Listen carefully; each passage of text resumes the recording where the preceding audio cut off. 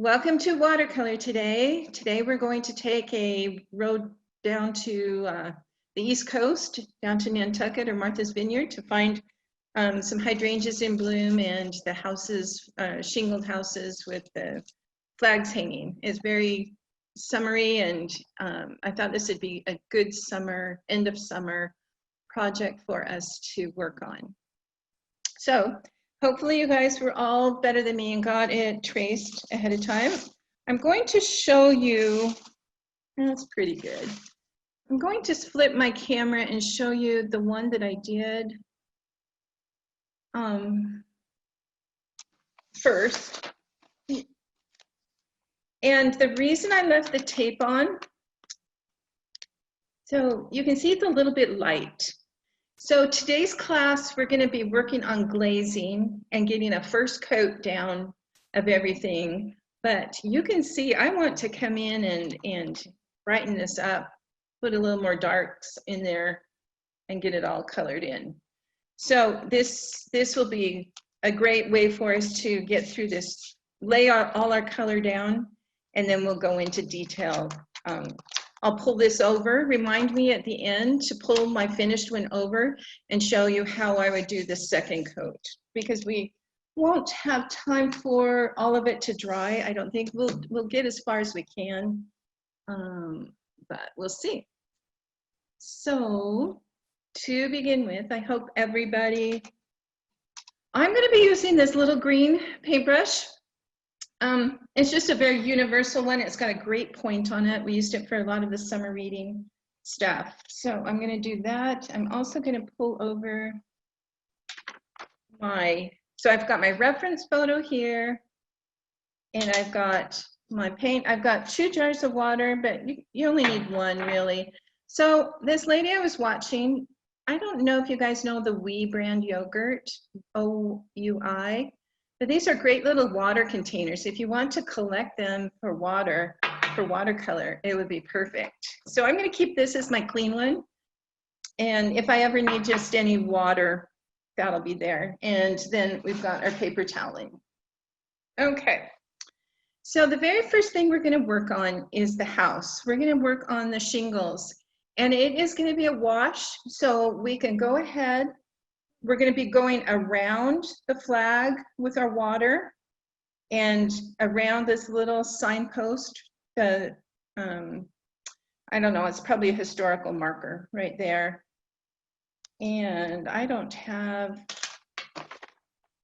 need 1 more line. So we could get started with that. I need 1 more line down here. I forgot to bring this line down. Okay. We're going to water, just wet this, just all the brown shingle. And we're going to work it wet.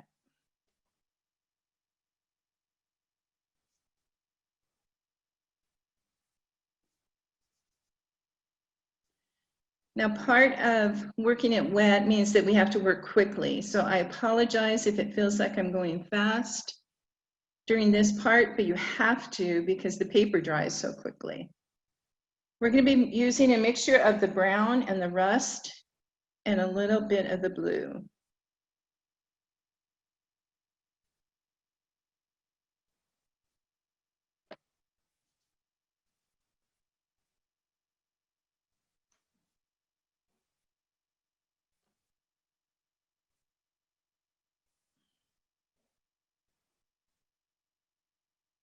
The only part, oh, and the light bulb in the lantern. You can try to control going around that too. But if not, it's no big deal.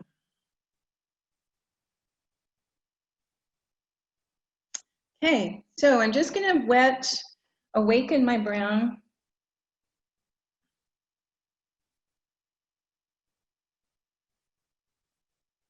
I'm just going to start dropping it in.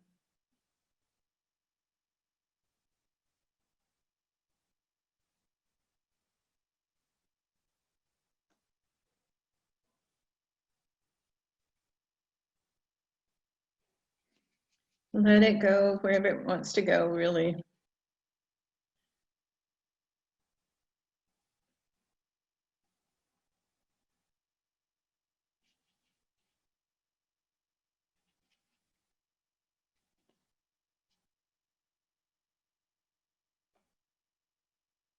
Not so light. Maybe that helps.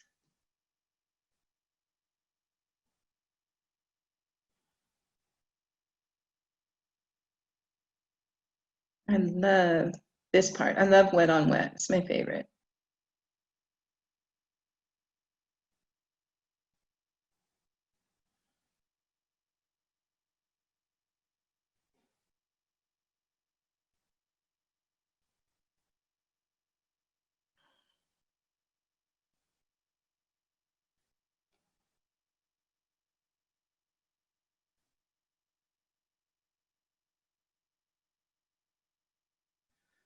Our colors will dry a lot lighter than you paint them.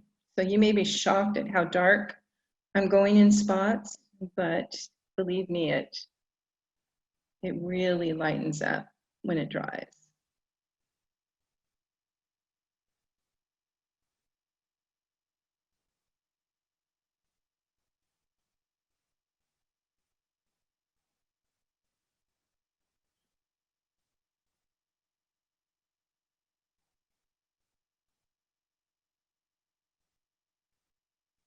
If you feel you've got too much water, you can push it around.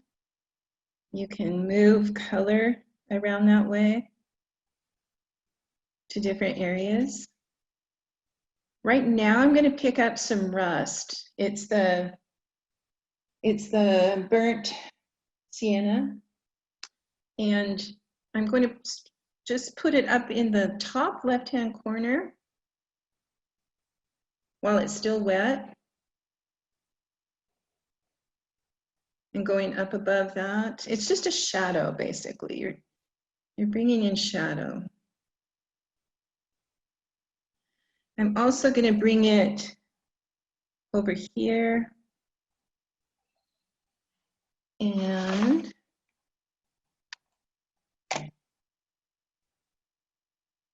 then I'm also going to bring it up above this window here. And just let it do its thing. It's just going to float wherever.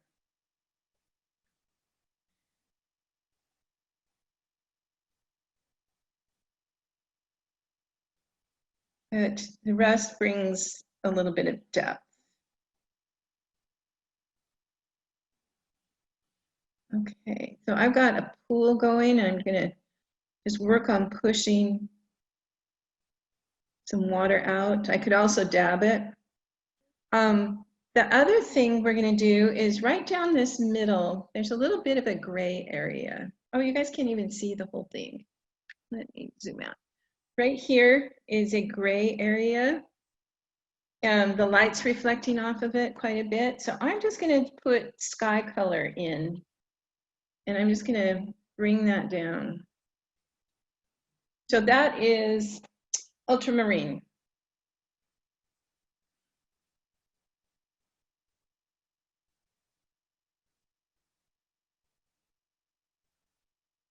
And I'm going to go all the way up here with it. Now, as this starts to dry, I'm going to make it darker. So I rinse my brush out and I'm going to go in the brown again. And this time, I'm just going to make more lines.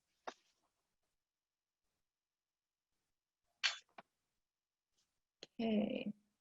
So I'm going to go across like it's while it's still wet, in the same diagonal as, I don't know if you guys can see it, but you're running the same line as the window and the doors. So the shingles are in line with that. And then you can go back and forth with some cross hatching.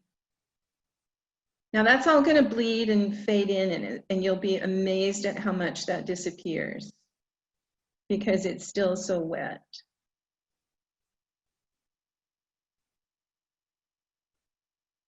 Okay. And I'm going to continue that with, I'm going to pick some of that up.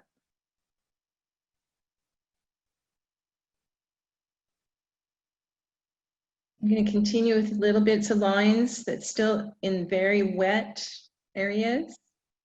And it's just bleeding out. It's going to give us just a hint of shingles. Now that's going to continue to spread. So don't worry if you get globs, like I've got several globs, but it will really just kind of blend out. Let me zoom in on that one area. This is the one. So can you see that? I'm wanting to do some lines that run parallel to the window top, door top. You just keep working it. You actually can bring in some blue lines too.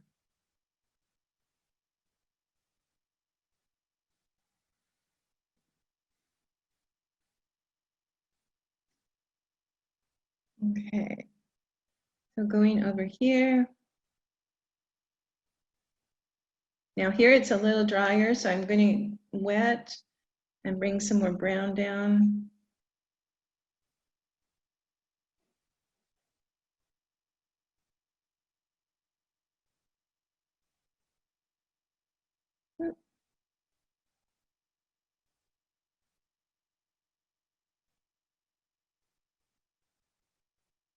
You can clean up your lines too as you go.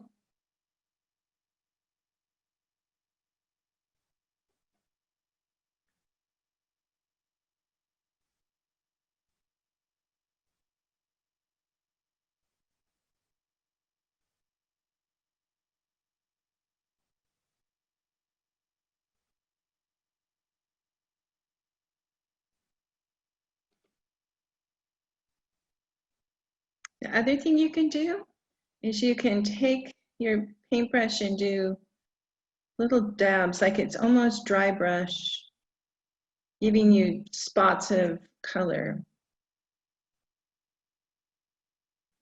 That brings you a texture of shingles also.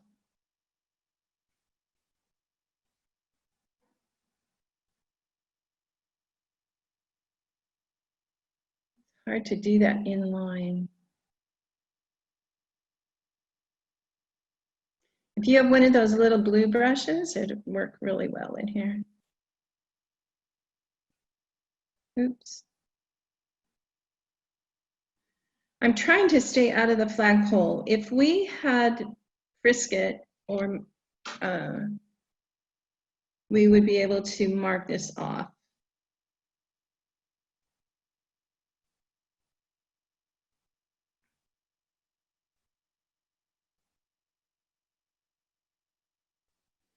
Okay.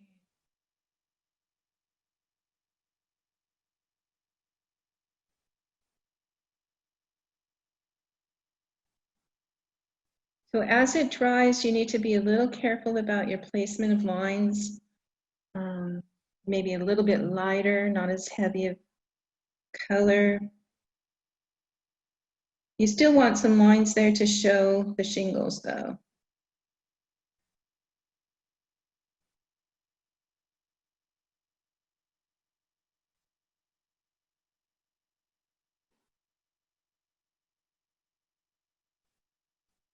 And if you look at my one that I did earlier, it really fades out.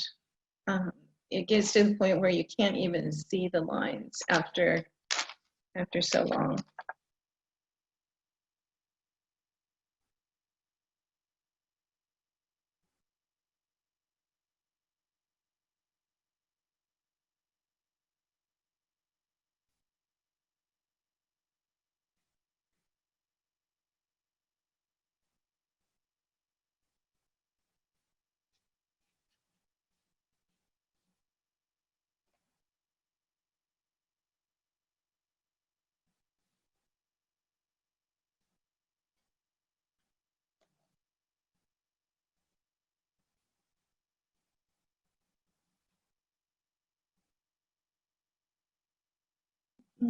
Okay. So I think I am kind of done with that. I just want to soften it a little. I might come back later with something else. Let me back up so you can see the whole thing.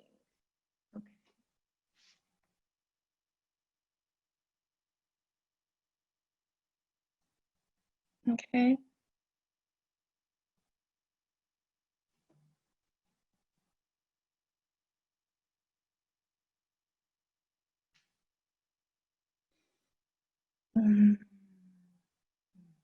Okay.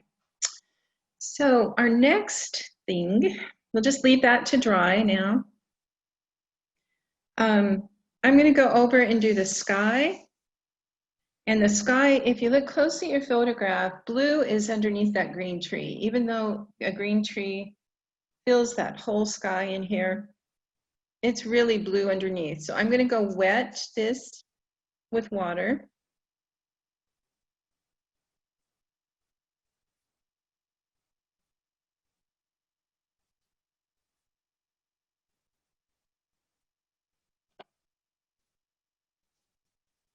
And where it's underneath the tree, I might not go quite as heavy of sky. I'm going all the way down to the brick walkway here.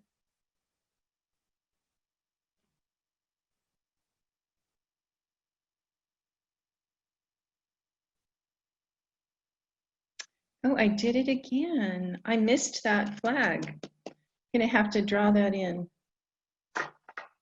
I did that on the first one too. Let me see. It's about like that.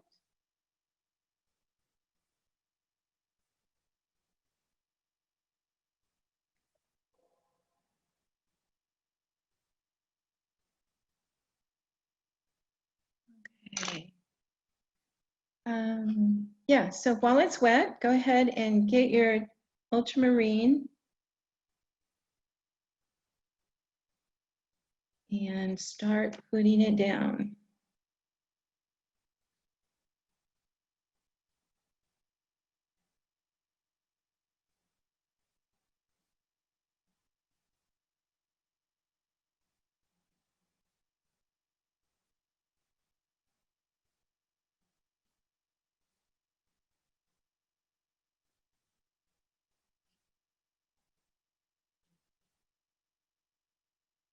We have a trunk, 2 trunks, so we're looking to avoid, actually 3 trunks. I'm just gonna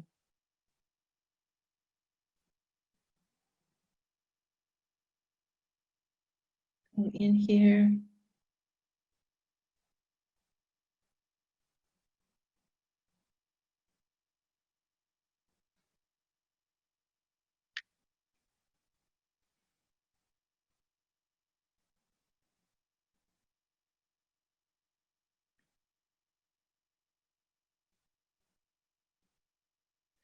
Okay, I think I probably have to re-wet this.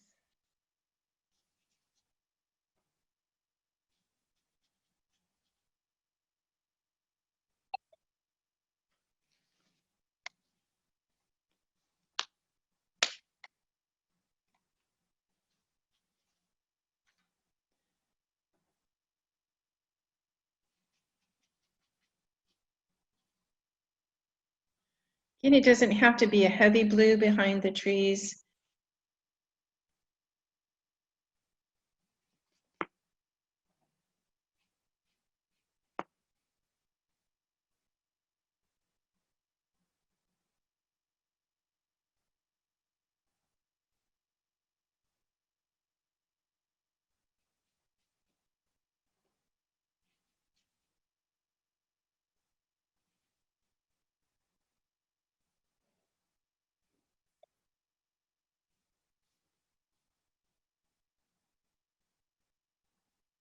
Okay.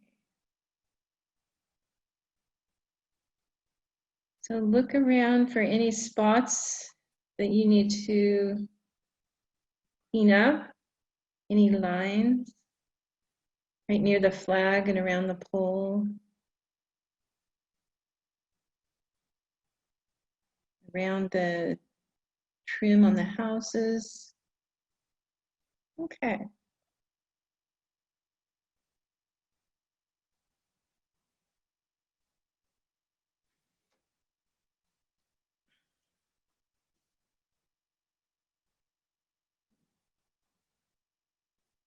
Okay, so we can start dropping in the green on top of that. And I'm going to start with this bright green, this one here. Ooh, look at the mistake on my page. This is a wonderful thing to show you guys. Do you see how I've got a bloom going on right here? And that's a mistake. I'll show you how to remedy it. That means I put something wet too close to something that was dry. And as the water kind of seeped, it made what's called a bloom. And those, sometimes we make those on purpose, like in an ocean or trees, but usually you don't want that. So all you have to do is just stroke through it again and get that to disappear. And you want to do it as soon as you see it forming. And then I'll just go through with a little bit more brown. It's very easy to correct. And kind of blend it back in with everything else. I might have to add a little bit of blue. Anyway, okay. So back to our green. We're going to start with the light green, but I am going to bounce over to this green too. But we'll start with the lightest green, and that's up in the top left-hand corner.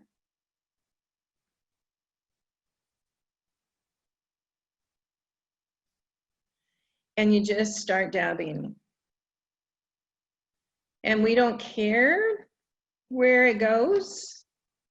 We don't care if blue shows through. That's how tree leaves are. We want not to do a solid color. We want the blue to come through at spots. Over here towards the house, it stops. It doesn't reach the house until about right here, about midway down. And then you can tell that the tree hangs over and is behind the house. Okay. Continue on down with this bright green. We'll lay all that in and then we'll go back with the darker green.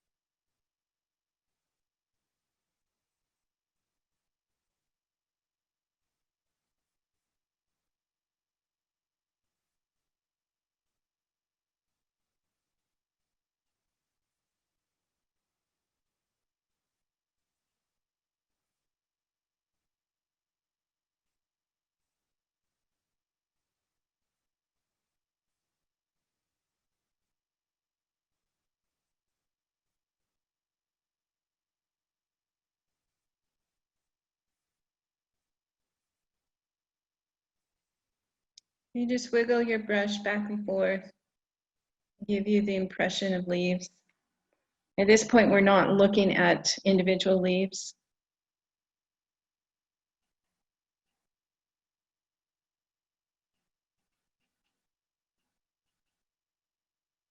It continues all the way down.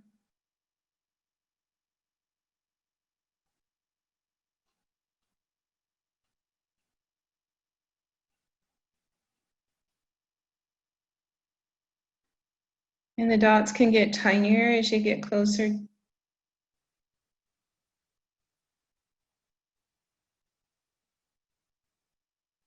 To show that it's distant trees. Okay. Now I'm just going to jump over into the other green. This is the blue-green.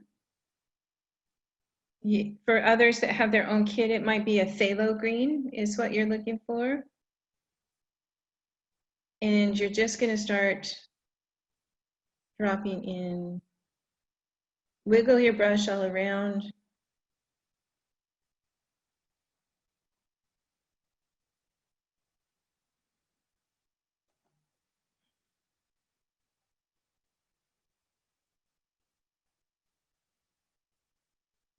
This, we want more, that's kind of a blob.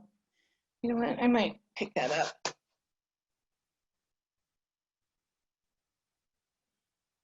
That's better.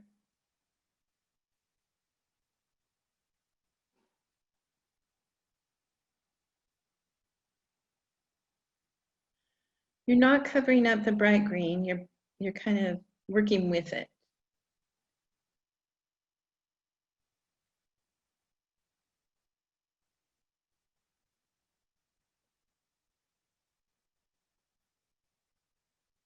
Now, as the light green starts to dry, you can have more of a stipple look with the dark green.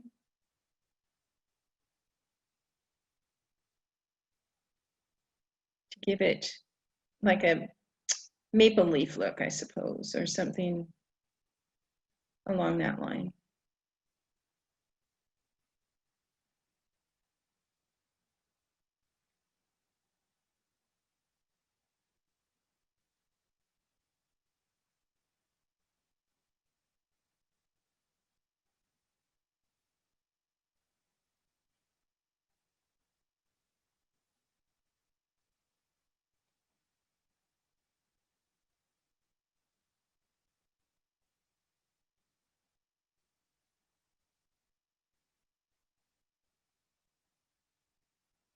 Let your brush dry out a little bit with the dark green, and you'll get more of a shape, like a bristly shape.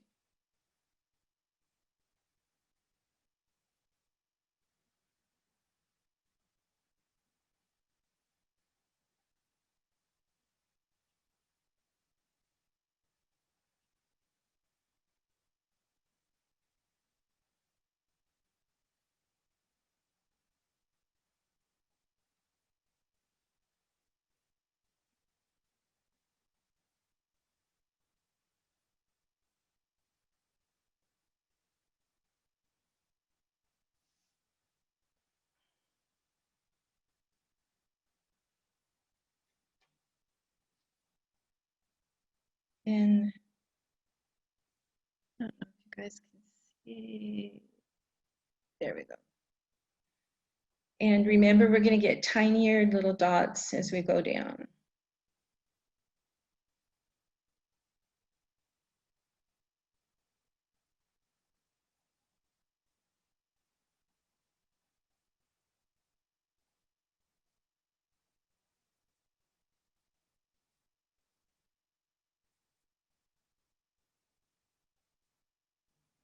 It also can get lighter in color as you fade towards the background too. So I really don't need those to be light, that dark.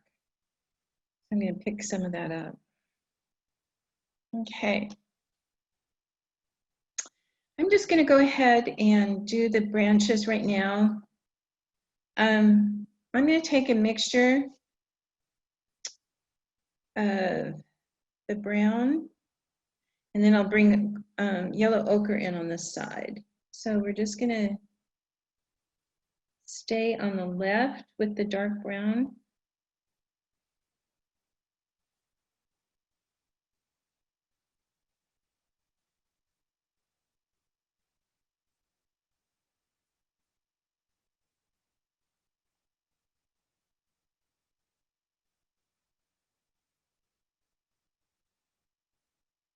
Because we've got sunlight hitting these branches.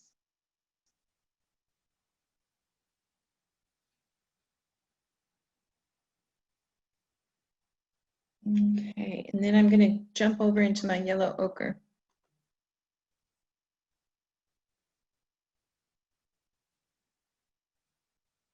And I don't want a lot of liquid on that, so I'm going to dab off on my paper towel.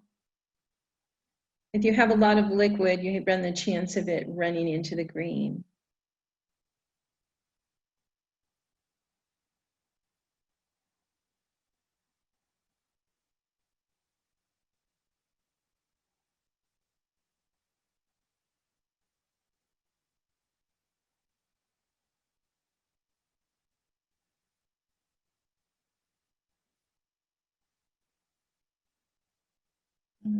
Okay.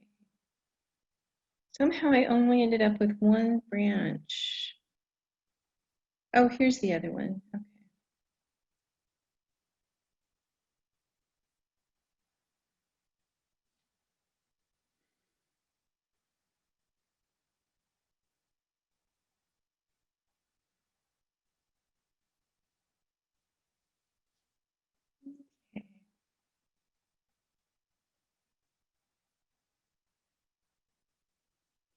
Now you're more than welcome to come up and add more branch details that are not shown in the photograph. But especially where you've got like a blue sky showing through, many times you can have a branch coming through that. And that's a good detail.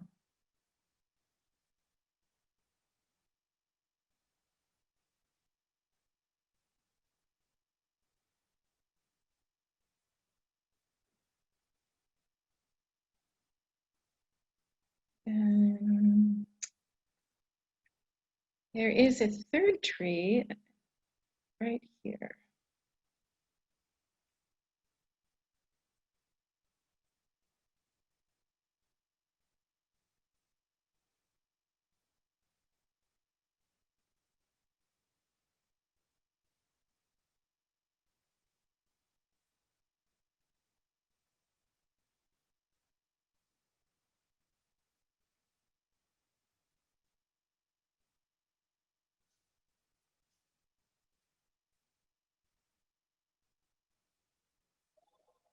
Okay. So that's our tree. Oh, you know what? I see some green I missed right here. Down around the trunks, there's a few little balls of green.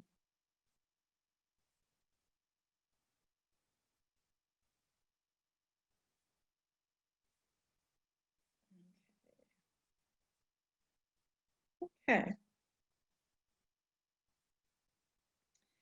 Now, let's go ahead and do this other house. And while we've got yellow ochre out, we're going to be using that for the side of this house, which is facing the sun. So I'm just doing it dry, wet on dry. I'm not wetting the paper first. And I'm just coating this in yellow.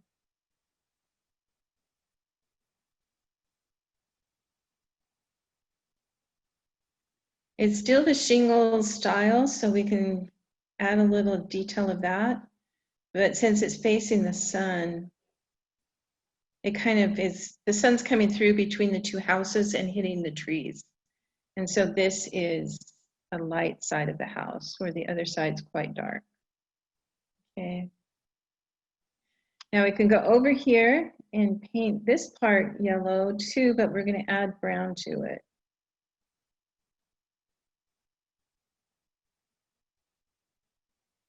And the reason I'm doing that is it's farther away, and so it's lighter in shade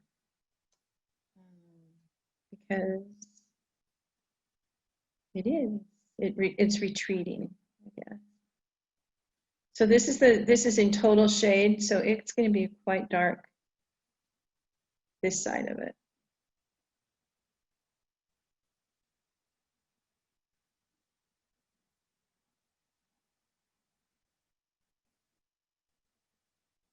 Okay.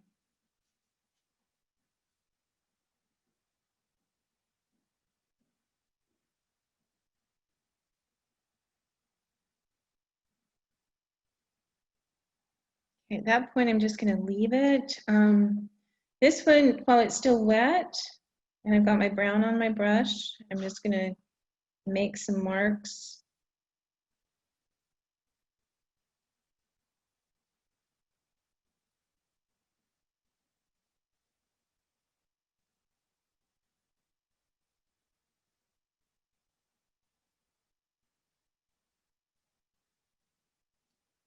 Make it, just cross hatch it so it looks like it's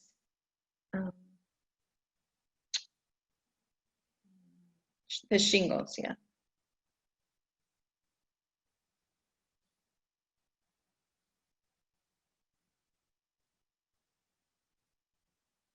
Okay. Okay, so let's move on to the flag now, and we'll come back to our building in a minute.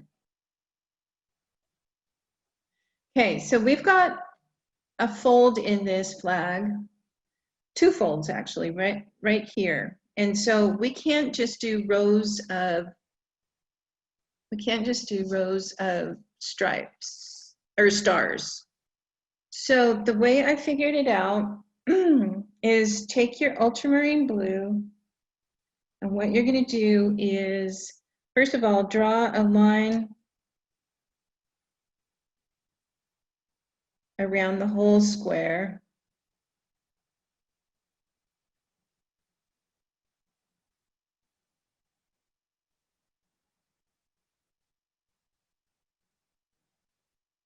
And then you're going to do lines. I know this is really weird. Just do little lines like that, like zebra or cross-hatching again. What we're wanting to do is leave little spaces of white. And I want to get as dark a blue as I can.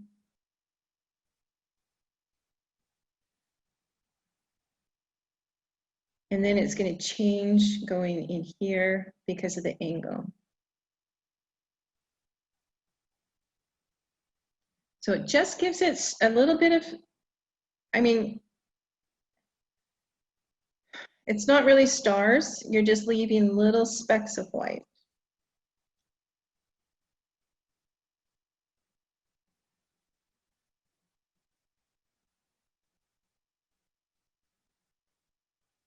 Okay.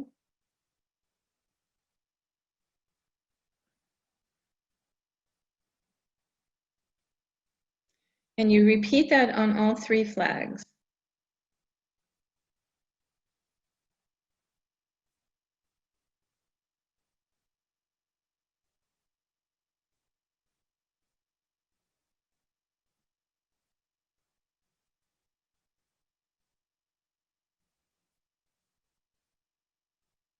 Let me see if I'm going to move it down so you can see both. So I did it on this one too. The light is so intense. Does that help you see better? No, not really. And then you just, there's a little tiny bit of blue.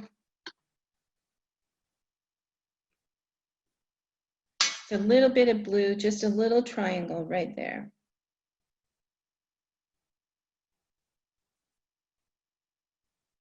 And that I'm not even worried about trying to find the stars in that. Okay, so then we can go back and do the red. Now the red always borders on the top and the bottom. These are wavy lines because it's flapping in the breeze. And so I drew them wavy. And so we want as strong a red as you can get, which means kind of a dry, just rub and rub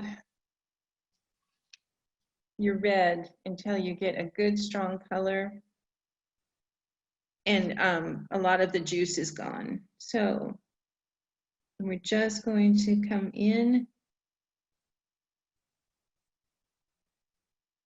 and draw our stripes.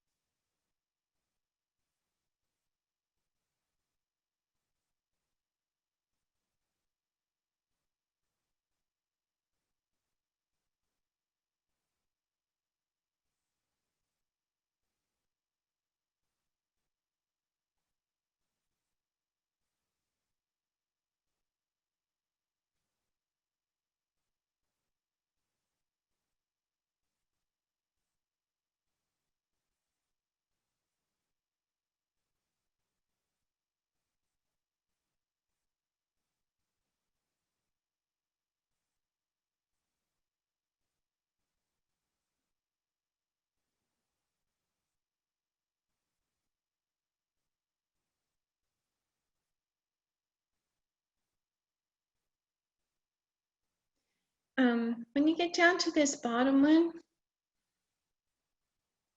it actually, the stripes overlap. The flag is turned over. So you're just going to do stripes this way, and then you're going to do stripes this other way.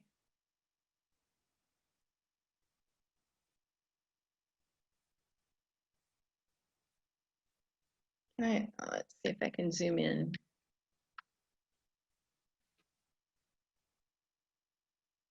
Does that make sense? You're coming, it doesn't show up really well on the camera, but you're coming down this way.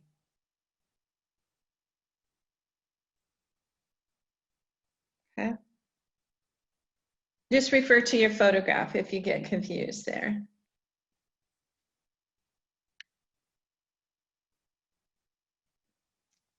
Okay.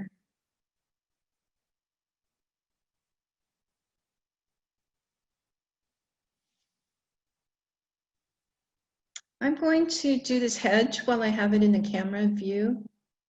And it is basically just green and yellow.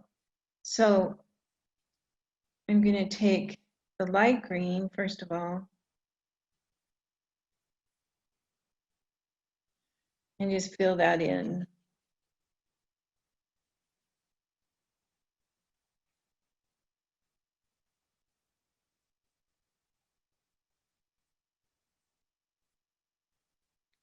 And then take the dark green. Actually, I'm going to do yellow next. And the yellow goes kind of along the top. Kind of airy. The sun's coming through the two between the houses, and it's catching it on that hedge. And just like the trees below, we're just going to do green.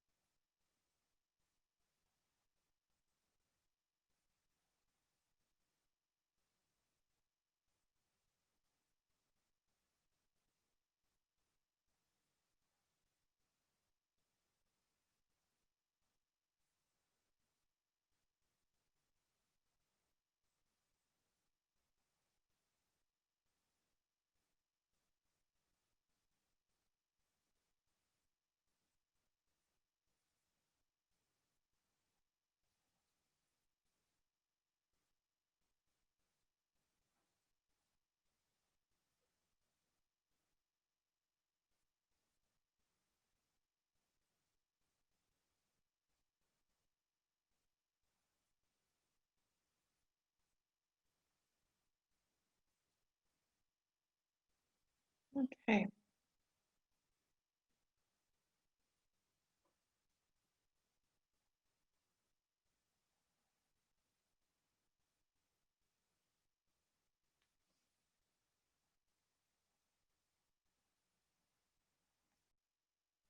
Okay, we're going to jump over to the shadows on the white trim on the house.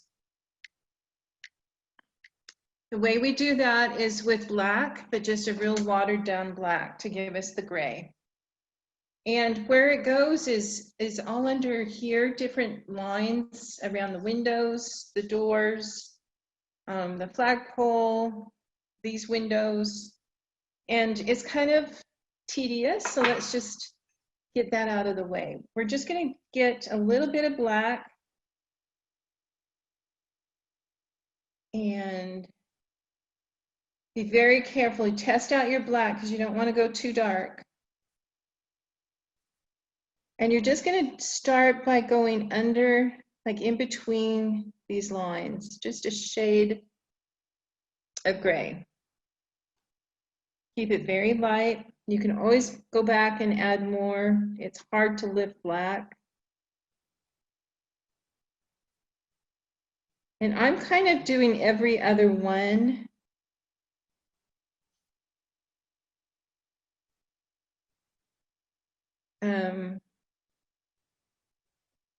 Showing that, you know, there's a lot of bumps and curves and things. Now, for some reason, I got an extra line up there on with my charcoal, my graphite.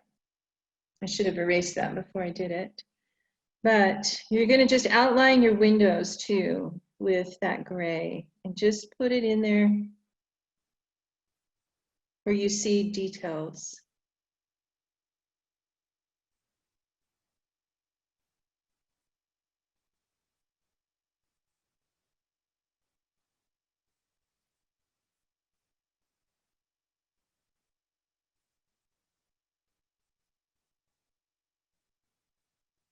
This whole windowsill is sunken in. They have storm windows over the front of it. And so I'm putting a gray shadow deep in that windowsill. I know it's hard to see. I don't know. My colors aren't showing up very well today. So maybe I'll just make it darker for you to see. Okay. And then underneath the windowsill itself. Okay. Let's do the door here.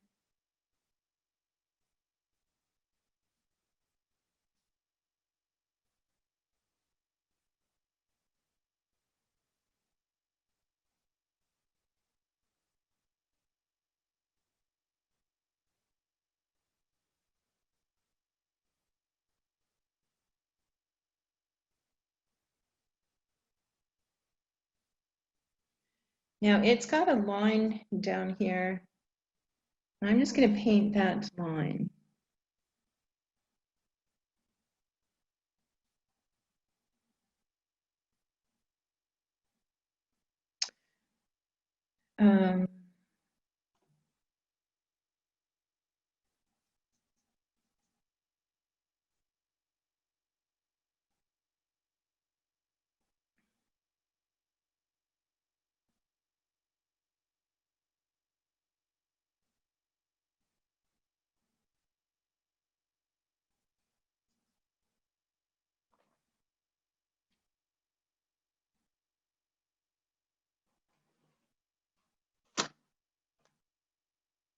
If you get too dark on the black, just try to dab it off.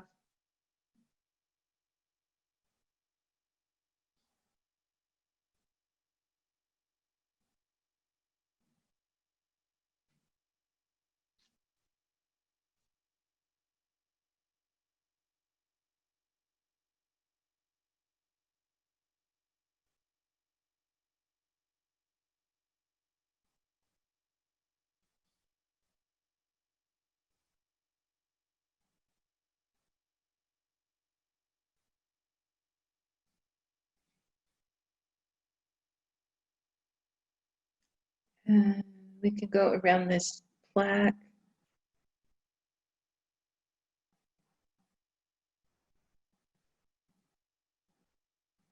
I can draw the number 26 here if I'm really careful.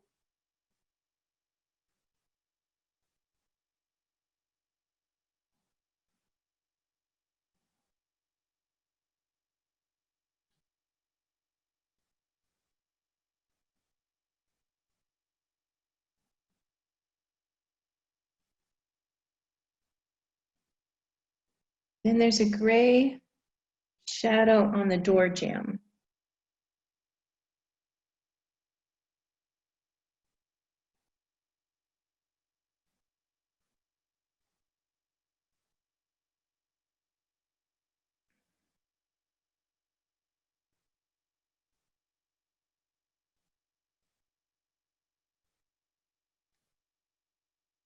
And just jumping over to this last window.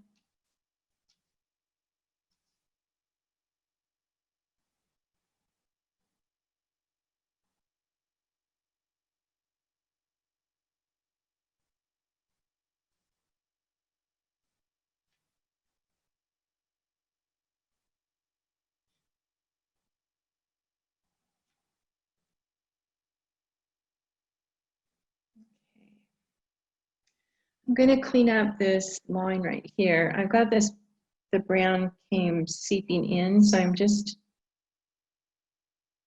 drawing this line a little bit different. So now's a good time to straighten up your walls. You can sneak some property from the windowsill to add to your straightened walls.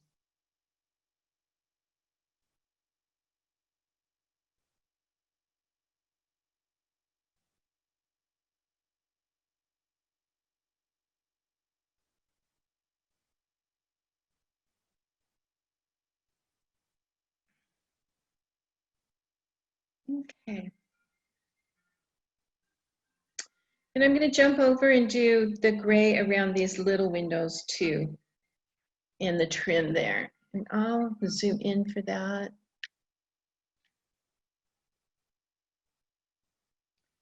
Ooh. Hold on.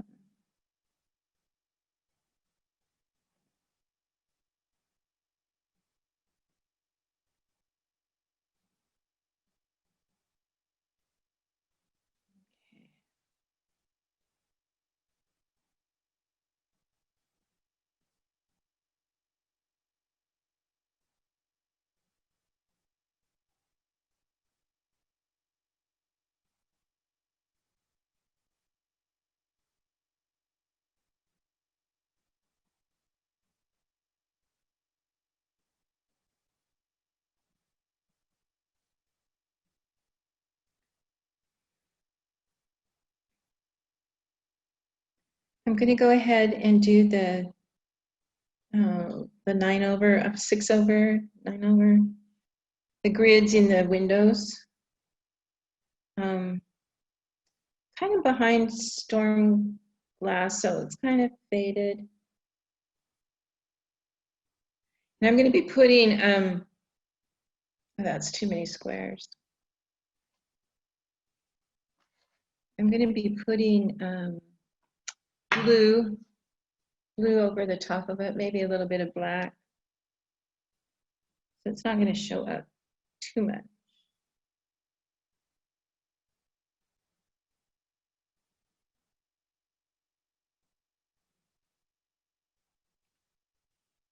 One, two, three, four.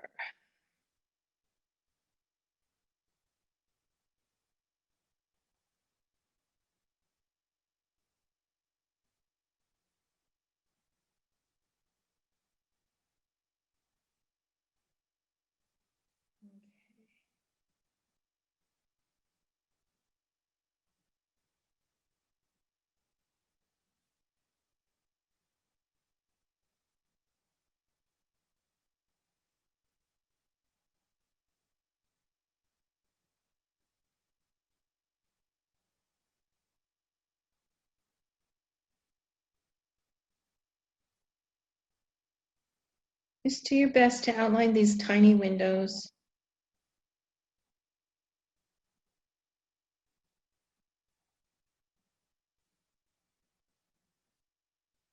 Oh, I missed another piece of green.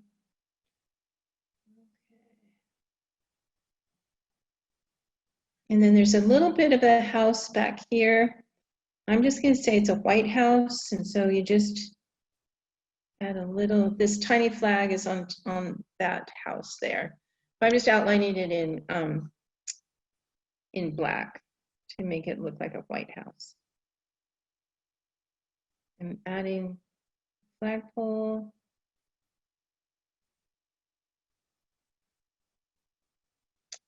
Okay.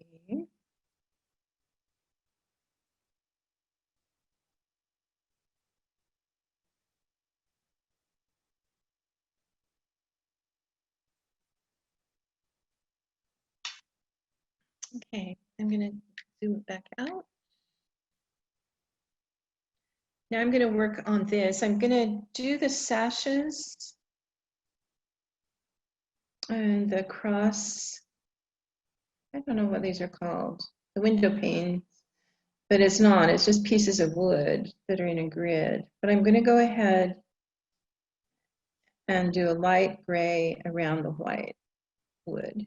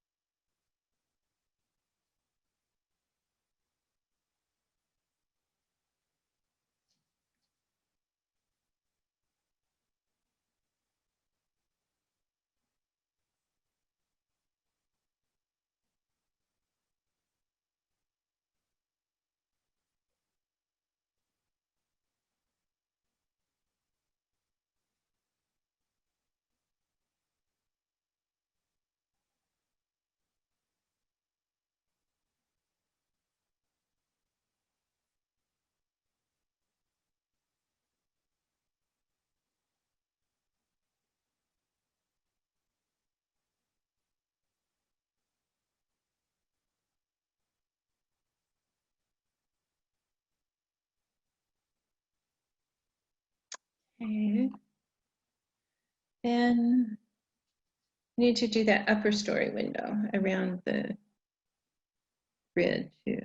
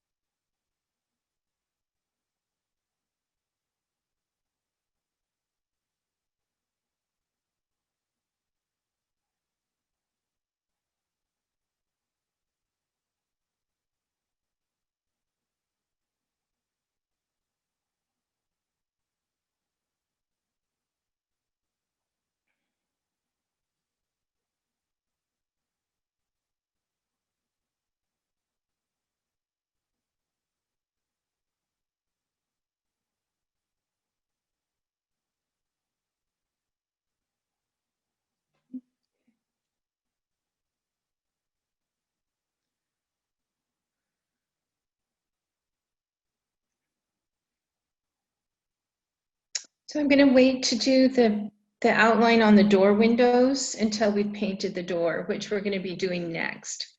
So I'll pause and wait for you guys, and we'll just do whenever he's ready, we'll paint the door. We're going to be doing it at the Prussian blue, if you have it. If not, just it'll be blue with a little bit of green in it.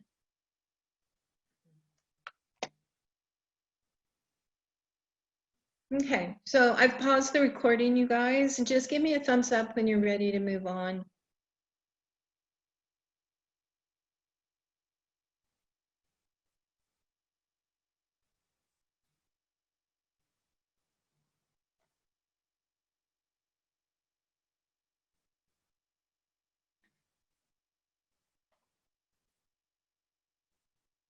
Okay, one person.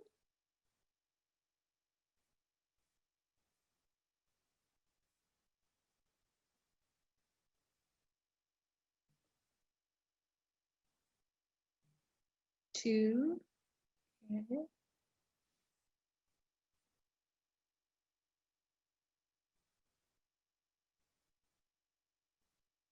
So Terry, is it still blurry or are you being able to see it?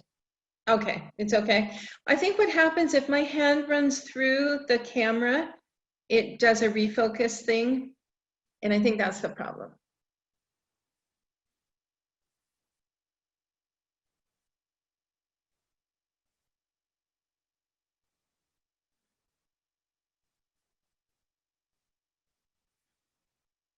Okay, another one's done.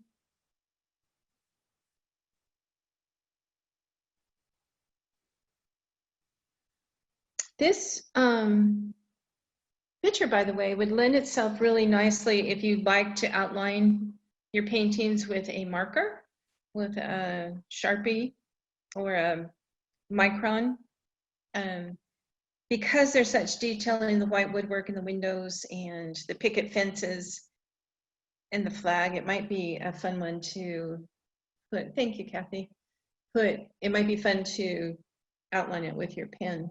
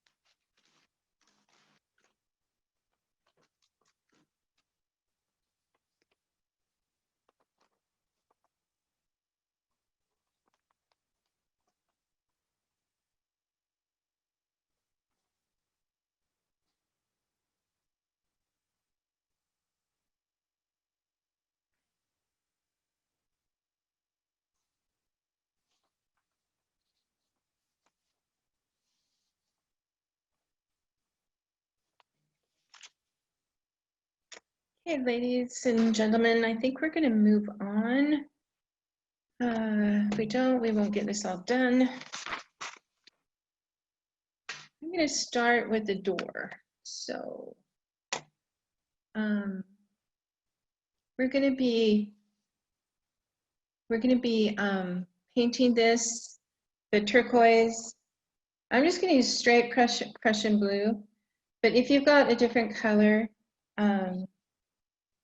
like phthalo blue, if you have something that reads that, you can also make your own by adding just a regular blue and your green to get kind of a blue-green. I'm doing it wet on dry, and I'm just going in carefully.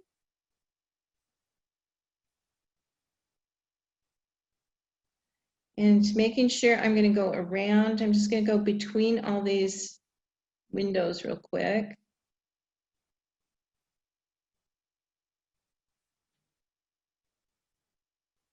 That's the easiest way.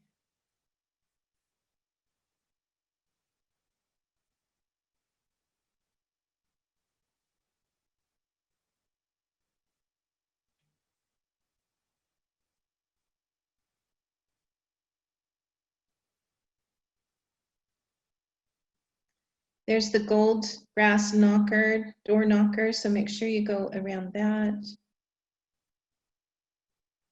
We'll fill that in later.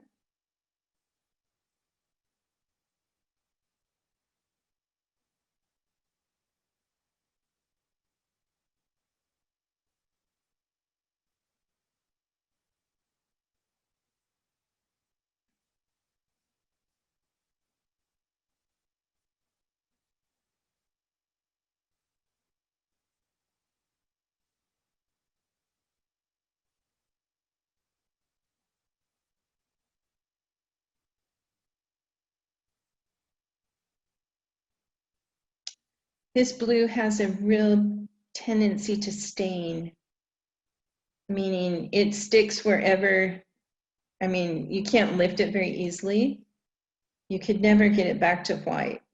So you need to be careful when you're going around things because it's hard to take it back. It just is almost impossible to lift.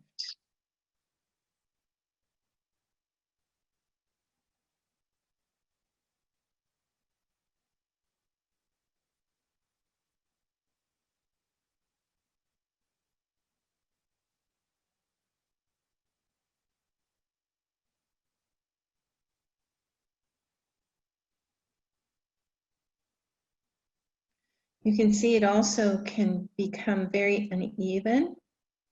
So you'll want to smooth out your strokes.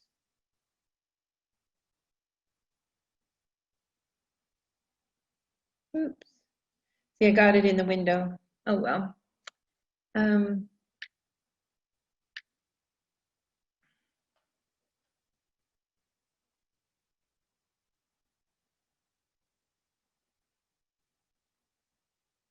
Okay, then I'm just going to take that same blue and do the outline of the boxes on the door, just to highlight them a little bit. Give definition to the door. Show that those, it's a paneled door. I guess it's the panels.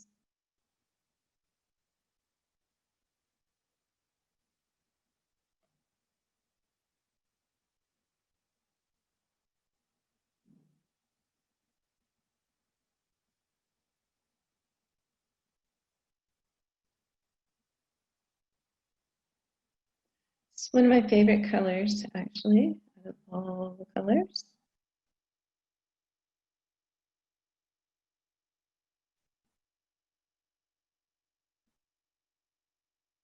Okay. I think just make sure you've got a really good straight line on the left-hand side.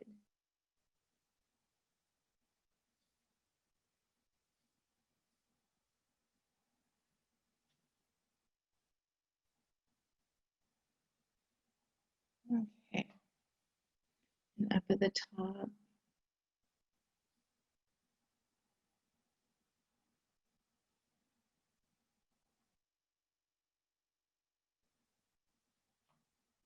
Okay, we fill these window panes in with a gray, a black. So we'll do that later. Right now with that blue that is on my brush, there's no reason to not use it. So let's go ahead and start doing some of these pom-poms. We're just going to do the ones, I'm using this as the darkest color and just patting it around on the ones that I know that are blue. So it's the bottom shadows of them.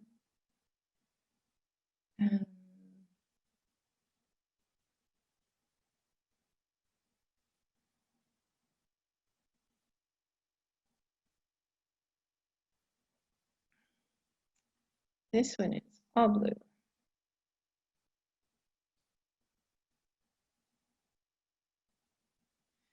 Okay, so remember when I told you that we would be doing layers and layers of glazing on these? That's because it's going to take a long time for us to build up the right color. So I'm going to, there we go. I'm going to start over here. And we're just going to work on the blues for a while and get them. You can go ahead and just trace around the bottoms of them. We've got rows upon rows of them, so I wouldn't do like fill a whole pom-pom full per se at this point.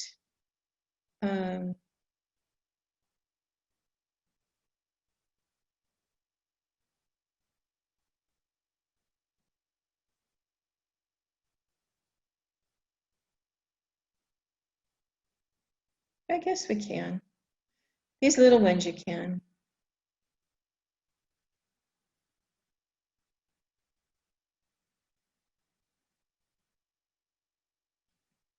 They're all blue until you get close to the fence.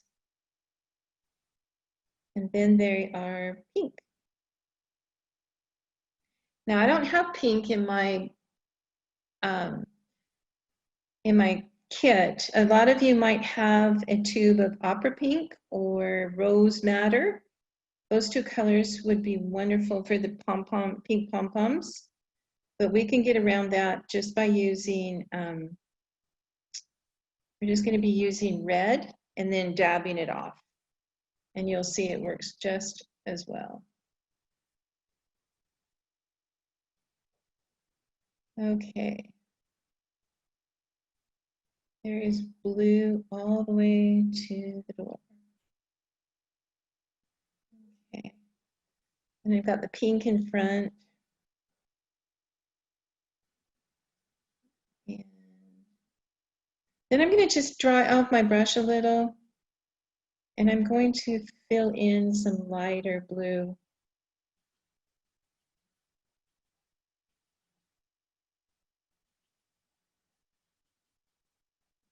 And what that does is it gives it varied colors.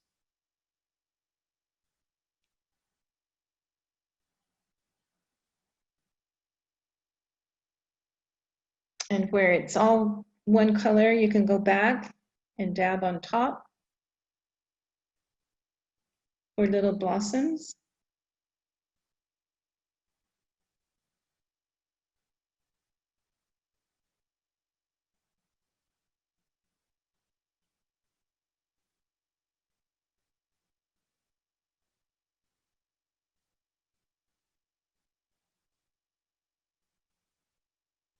See how I mean it takes a couple of coats to get this all done.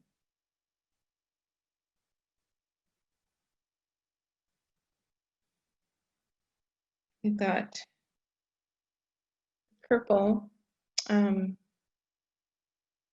we've got to mix some of that. So I'm going to go back over to this big area. And I've got a really dry brush.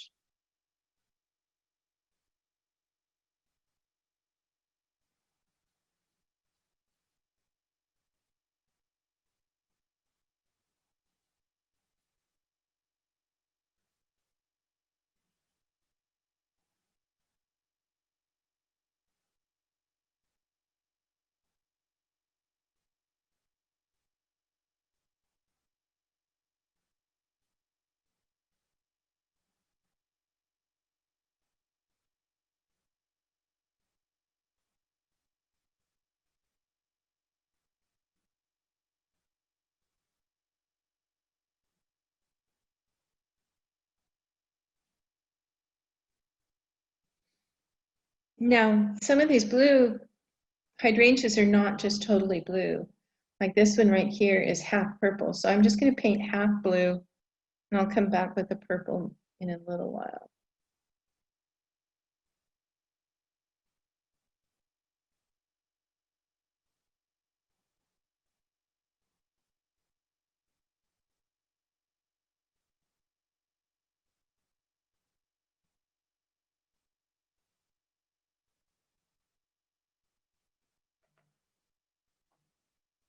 And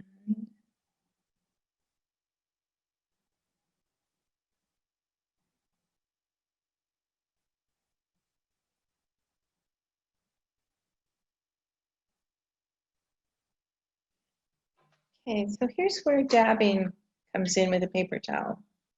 It gives it a mottled look, and it helps break it up.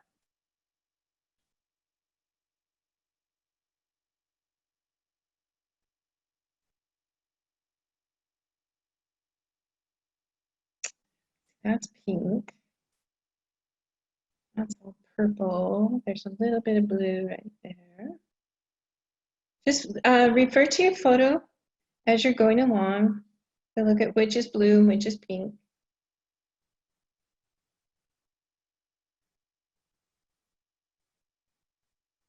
And there's a lot more pink on this side.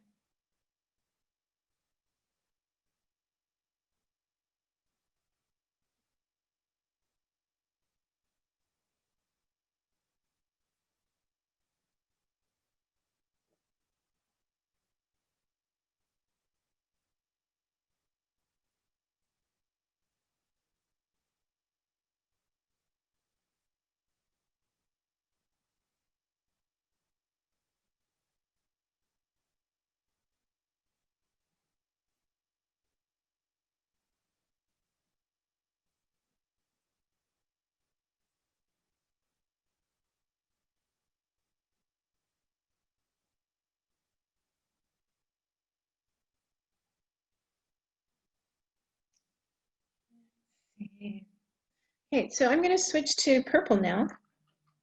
And I've got a pre-mixed purple. If you don't have a purple, you're going to have to do a mixture of red and blue to get a purple.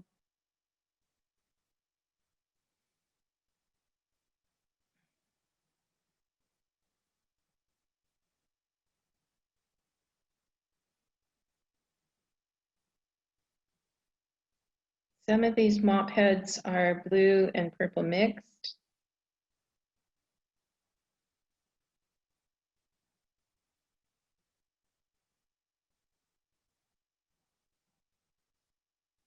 Some are pink and purple. So you'll be doing the purple on quite a bit and then going back over with pink. This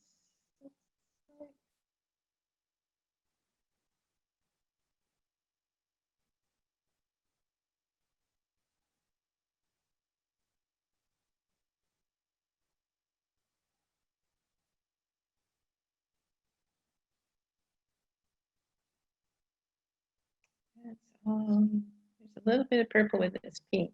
You can use the purple for the shadow of the pink mop heads. That works well, especially like between the fence posts here.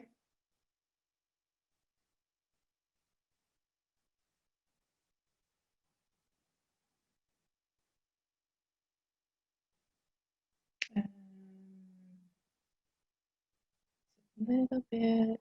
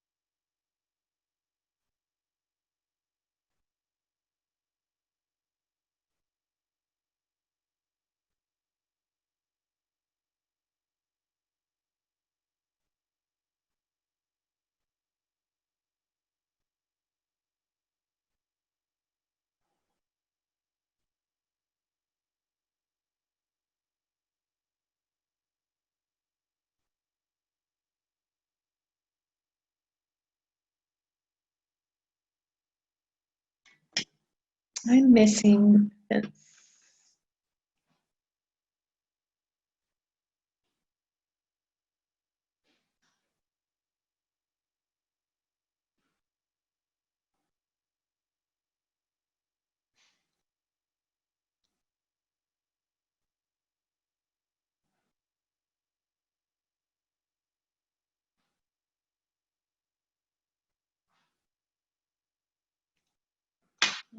Okay. I'm going to jump over here and do these purples on the far side.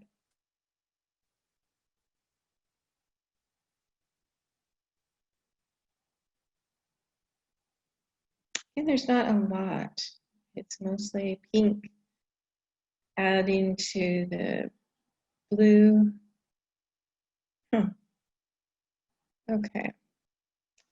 So there's not that much over here.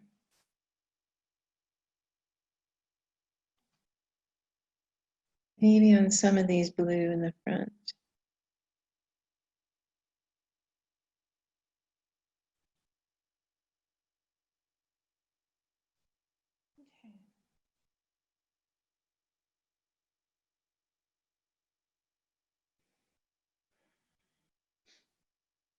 Okay, then we're going to move on to the red. And it's going to be red, and I'm going to dab my paper towel on every single one. So I'm going to go pretty dark. I don't know if you can see that. Then I'm going to dab it.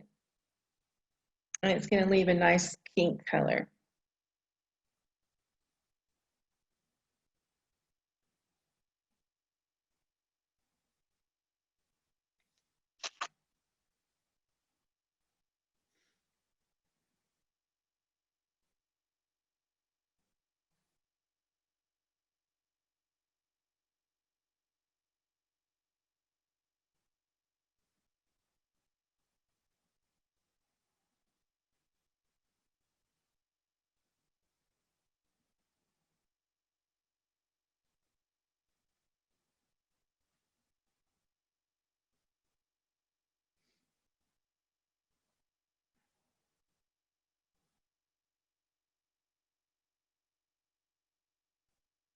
Copper pink and rose madder will give you beautiful, brilliant pinks where you don't have to do a lot of this dabbing.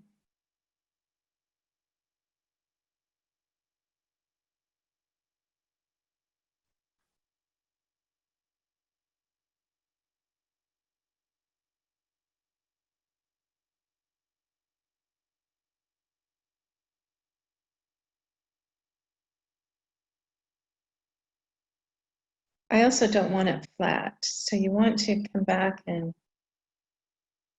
add some blossom shapes by pouncing your brush tip. And then you can still pick that up, but it will just leave just those little shapes. Okay. Let me jump over here.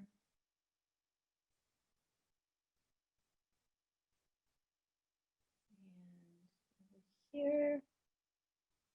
Just got a few.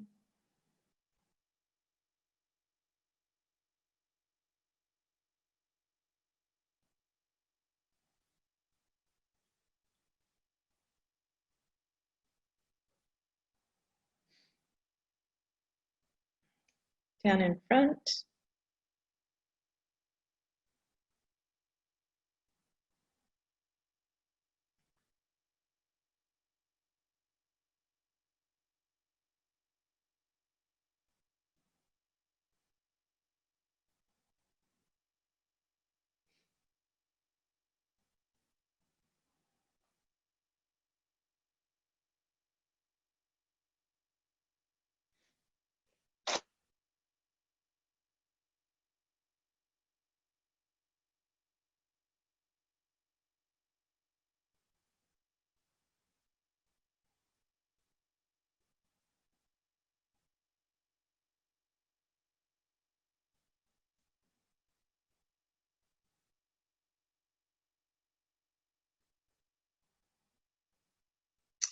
So yes, someone asked about the red. The red does have a tendency to stain also.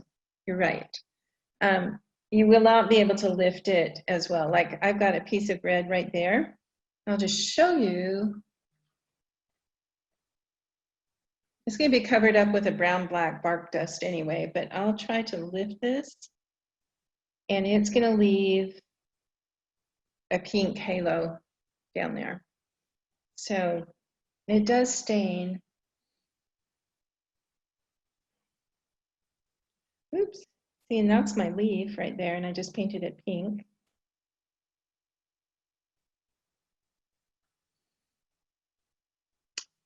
Okay. That's right here.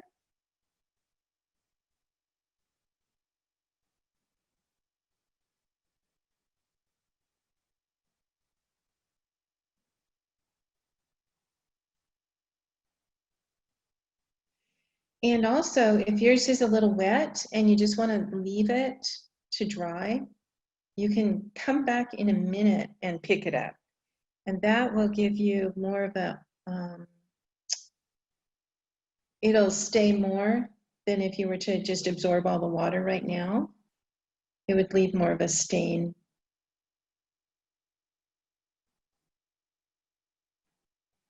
So like this is really wet and it's kind of gone all together.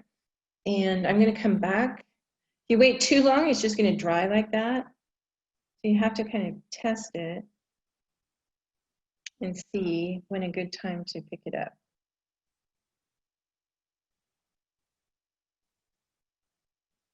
And we can always go back over a second time with a glaze. Like, let me show you. So I've got some, on this one I did, there's some real plain ones right up here that I need to add detail to. And so now on my second coat going over this picture again, the second time I'll be able to add more detail to the pom-pom, the mop head.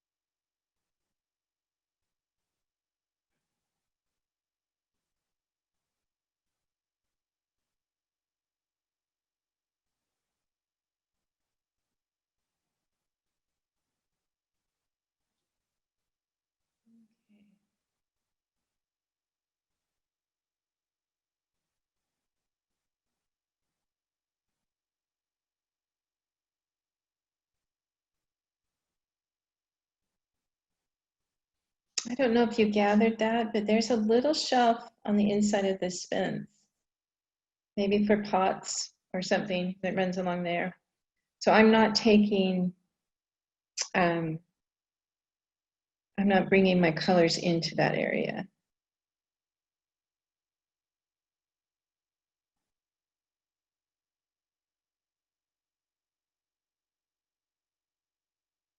And I'm just going to do those two, and the rest are green. And then these down here. Okay.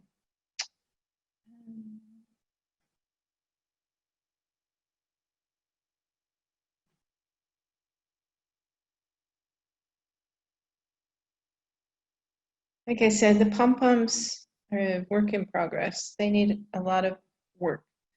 But we're going to move on. We're going to do the, actually, I've got a few of these blues to fill in. And then we'll do the greenery that's inside here.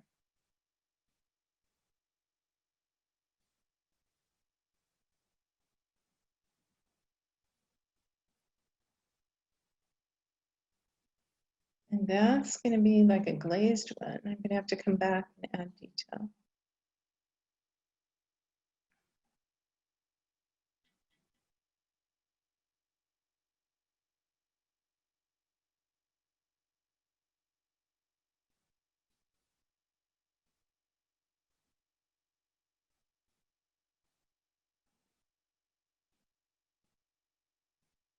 Okay. I'm going to keep going, guys. I know that you're probably just catching up and staying fairly ahead of me, or up with me, but I've got to move so I touch everything in the video before our time ends. So I'm going to go ahead and do the rust in the lantern here.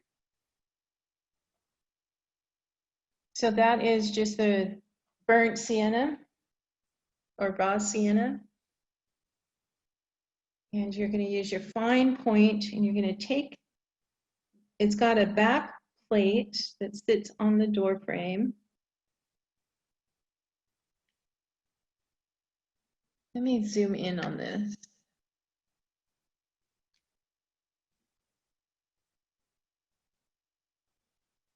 Okay, and then it goes up.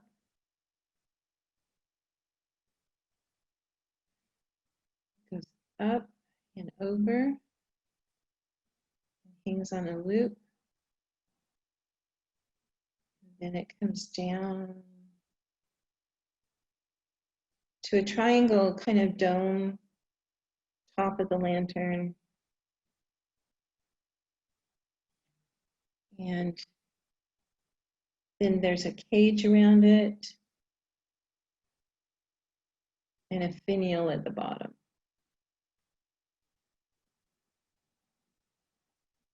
And there's wires that go through. Okay. That's our lantern. The other thing I'm going to do with that rust while I have it, well, maybe not, never mind. And then we're going to do the gold, which is the door knocker and the door handle is just a bright yellow, and then I'll go back with a little bit of yellow ochre over it. So try to get the cleanest yellow. Mine's kind of tainted with green, so we'll see how that goes.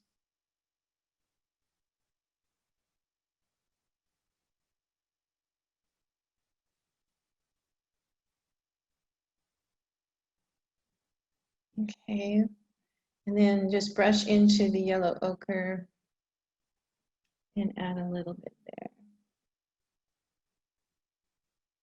That doesn't even really show up, so it might not even be worth it. I was hoping to give it a little bit of shadow. There we go.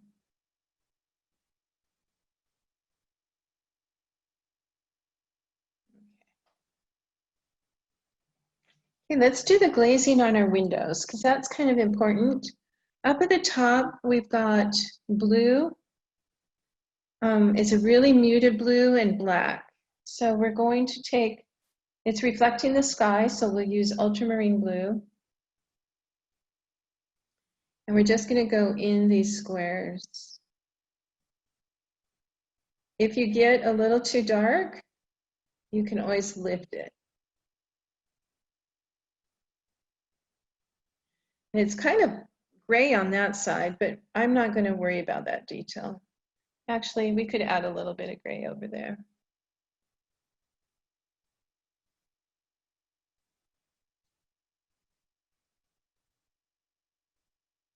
Okay. So for this one, it's partially, I didn't even show that in the camera. I'm sorry. So when you lift color, someone just asked a question about lifting color. Let me see if I can have a scrap piece of paper. So if I had a piece of watercolor and I think I've got blue on my brush right now. Let's get some of this Prussian blue. Okay. So the way you can lift it is you would rinse out your brush with clear water and you dry it off. And then you go over the piece of paper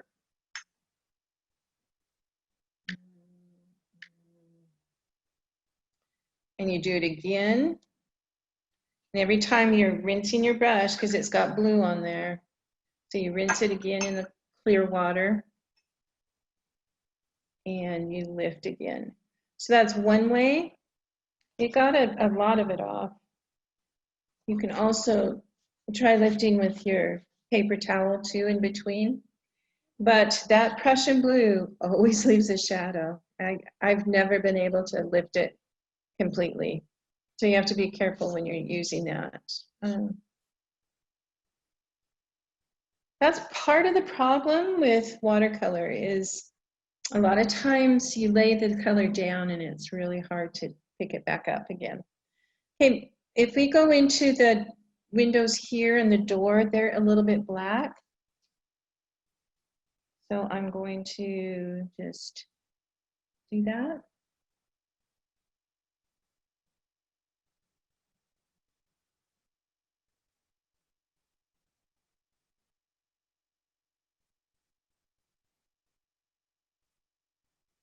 Okay. Same over on this little house.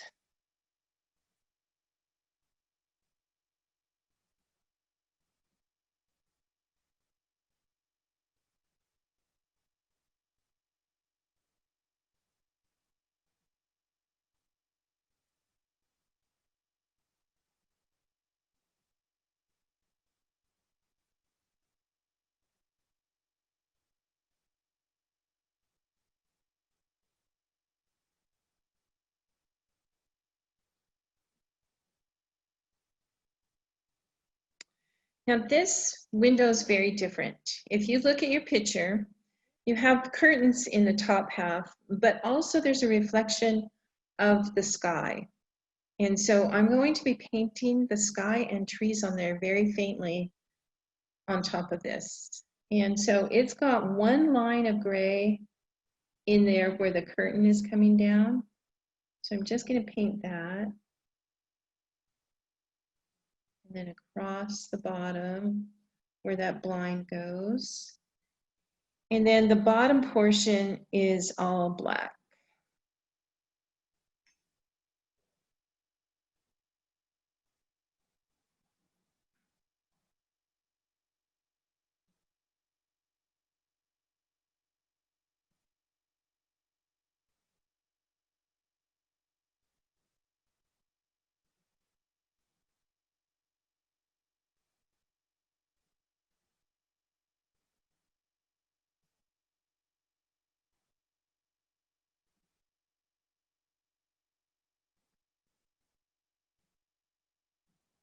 So right now I'm lifting some of that black off. I got too much on the left-hand side.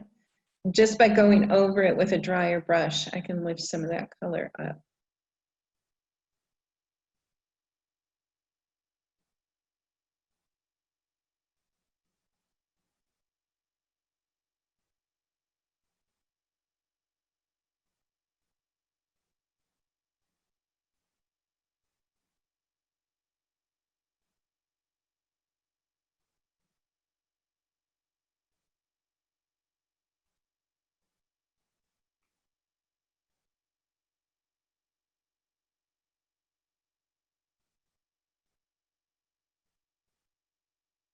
Okay.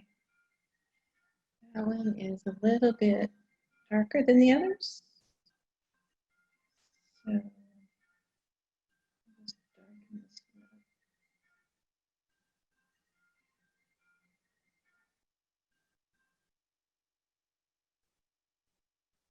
okay, so then up above, we are going to be doing just our sky. So I'm going to take cerulean blue, ultramarine blue, sorry. Just a very light color of it.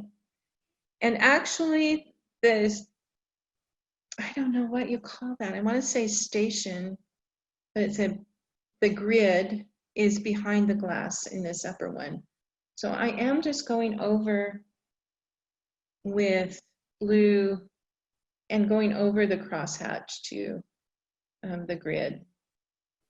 Debbie, we can't see what you're doing. You can't? I can see your hand, but I can't see the window. The window is right here where my paintbrush is? Can't see it. Ah. Let me move the cat so it's center. Maybe you have a smaller, if you close your chat screen, maybe it'd show up. Don't have my chat screen up, and thank you, that fixed it. Does that help? Yes. Okay, thanks for saying that.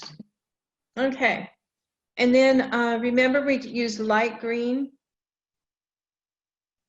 for the tree reflection.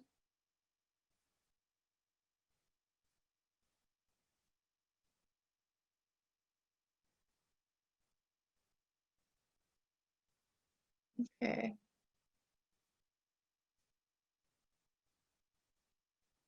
And that's it. If you refer to your photo, you'll see what I mean.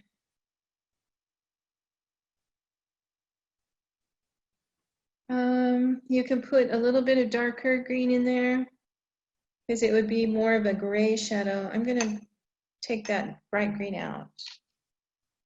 And I'm going to mix a dark green using green and black.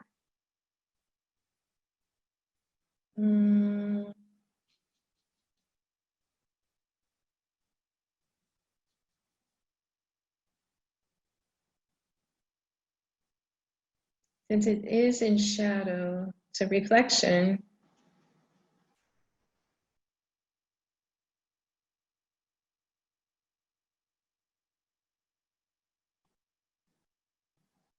Okay.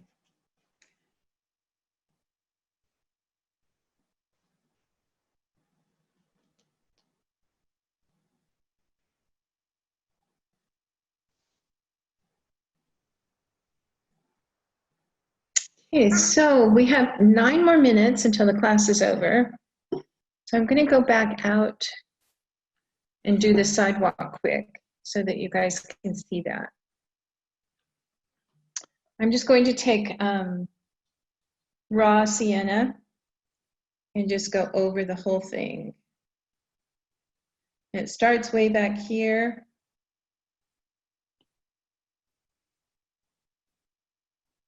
And it comes down.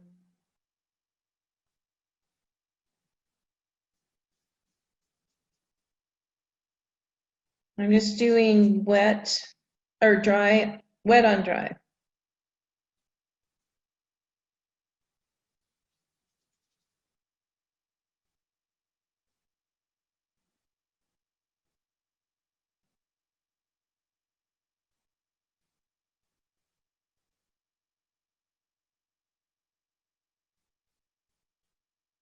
Now on top of that, we're going to let this dry just for a minute, and we'll come back and do some brick shadows. And while I'm down there, I'm going to do the brown around the outside. This is just dirt, it's bark dust kind of thing.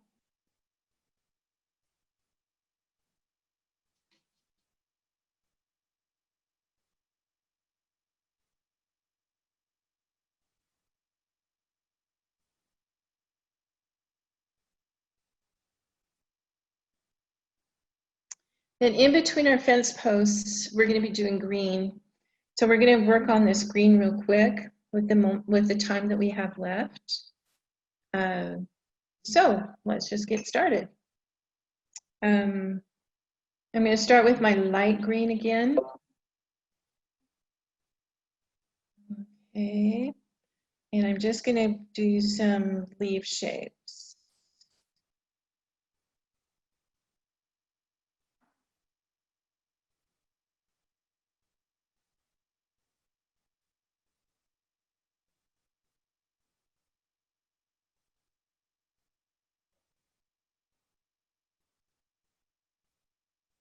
Hydrangea leaves are big.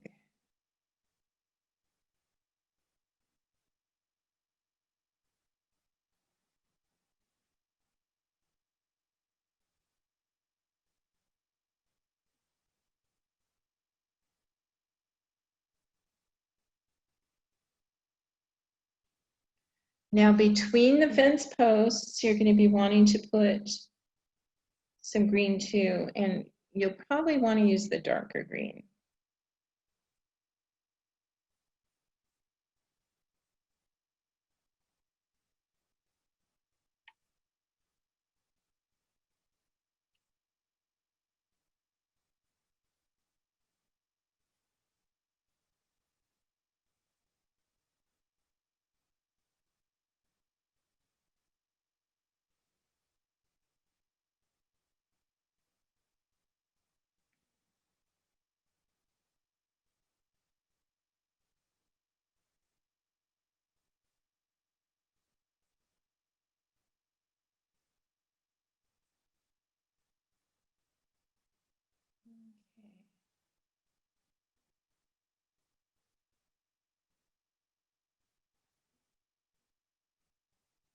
Okay, then you can go back with the darker green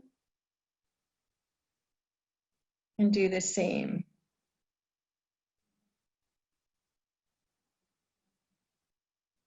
And the idea is to fill it all in. So I'm concentrating on places that I didn't go with the light green.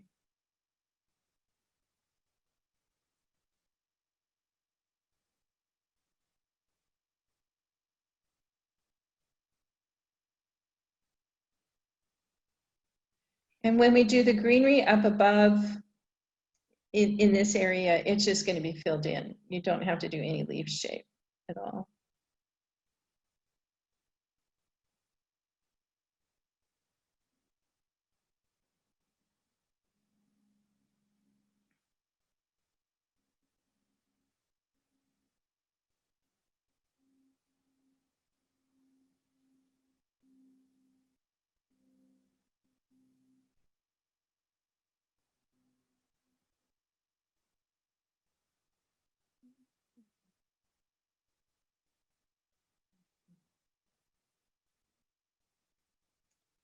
And there's a green leaf here, green leaf here. Missed this greenery right there. Yeah, so then just fill in the rest.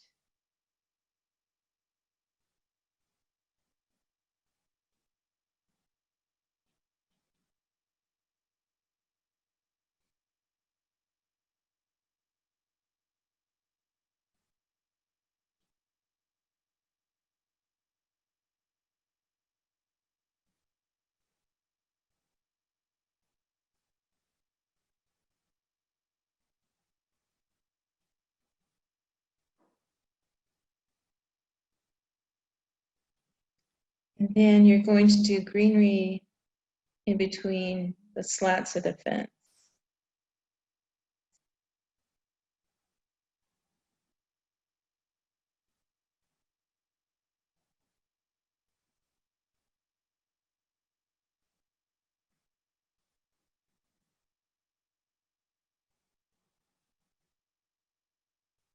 Ooh.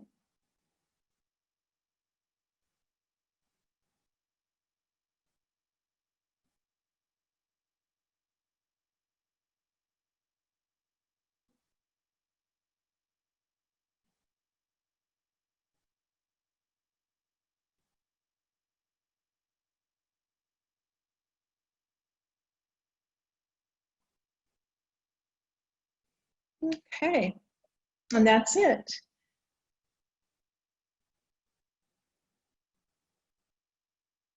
Okay. Now, on your own, you're going to be wanting to make more detail on the shingles. And one of the ways you can do that is by dry brushing. And I'm just going to show you the technique so you can do it on your own. You wait until the brush is really dry. And you can make shingle shapes just by dragging the brush. Okay? So that's one way to add definition on the shingles on this house. Now that we're kind of done with that, you can even just do some lines like that to make it woody looking. It's really quick. We just have a few minutes left. We're going to just add Since I have brown on my brush, I'm just going to go ahead and do that. It's just got some lines, and you're going to go littler as you go farther back.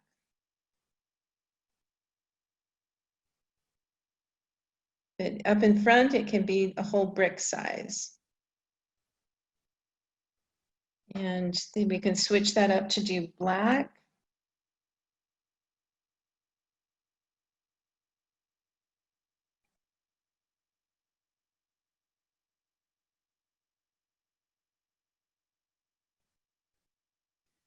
These ones, they can be different colors coming down. These ones are just little lines. And then, of course, our basket weave, is that what it's called?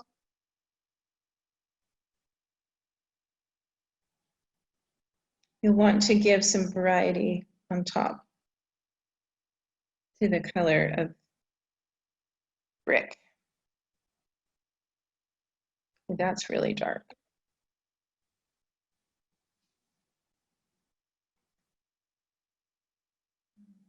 Okay.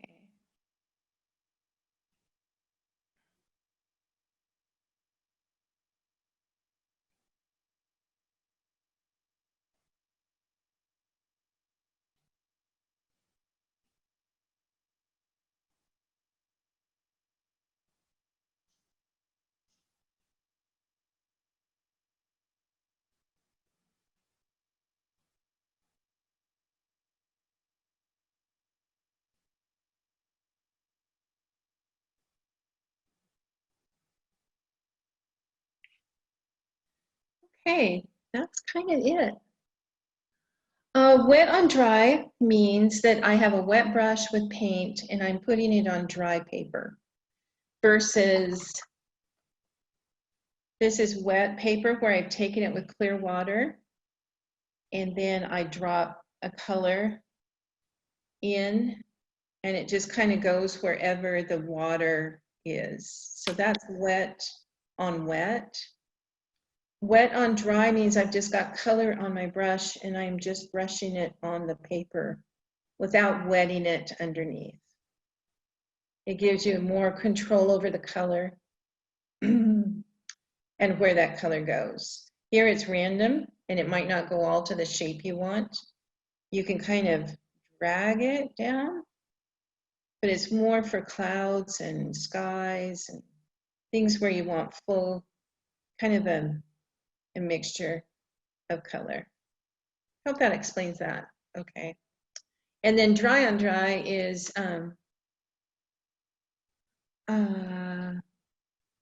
okay, so the thing about the pencil using the carbon paper, it won't erase. So you can't take the markings off. The only way, and even with the graphite paper, it is really hard to lift graphite. And so a lot of people will just trace with a watercolor pencil. I'm not sure where mine is. It's just a colored pencil that is watercolor based, so that once the watercolor hits it, it lifts. So I could have used my black watercolor pencil and have drawn this whole thing. And then when I painted it, all the lines would disappear. But it's very hard to do, okay? Very hard to do that without tracing it. So you're not going to be able to erase these graphite marks at all. And then, oh, where would you get watercolor pencils? So you can get them at any art supply store, Hobby Lobby, Michael's. Let me grab my box of them. So here's the box of them. So these are Artist Loft. So I think that's Michael's, his Artist Loft, as I recall. So you can take one of these colors and let's do that. Let's draw on here. So if I were outlining a door, let's say, and then I wanted to paint it, I could paint it yellow. This is just an example so you can see where it lives. I could paint it yellow. Well, that didn't lift very well. Scrubbing it makes it disappear a little bit. My other graphite pencil or watercolor pencil works much better. It just makes it lighter and it almost disappears. So let's say you drew your flag, but you just did it really lightly. You know, then you're going to be able, you guys can hardly even see that. Okay. But then if I take my water, I can scrub it till it's gone, and then it's completely gone. You don't even see it. So that's the beauty of drawing all your pictures with watercolor pencils, is that, yes, they'll disappear when you add water to it, which is nice. But for our windows and things, we wanted to keep that graphite because that gives us dimension without adding any color. We'd have to go over every single line with gray to define it. Same with this fence post. There would be no way we could paint that thin of a line with watercolor. It would just be tedious and it would just be so hard. It'd be really, really hard to do. So that's it on the pencils. Okay. So any other questions? So you can get them, watercolor pencils, at Hobby Lobby or Michael's. And just look in the watercolor section and just make sure it says watercolor on it instead of versus any other colored pencil. The nice thing is, and I demonstrated this once, you can draw a whole picture. We did a rooster, and you can do it all in pencil, and then you can take just a wet paintbrush and brush over it, and it'll color your picture. So there's no need to add color to it. The pencils will give you the color. Okay. Well, great. Well, thanks for joining me today.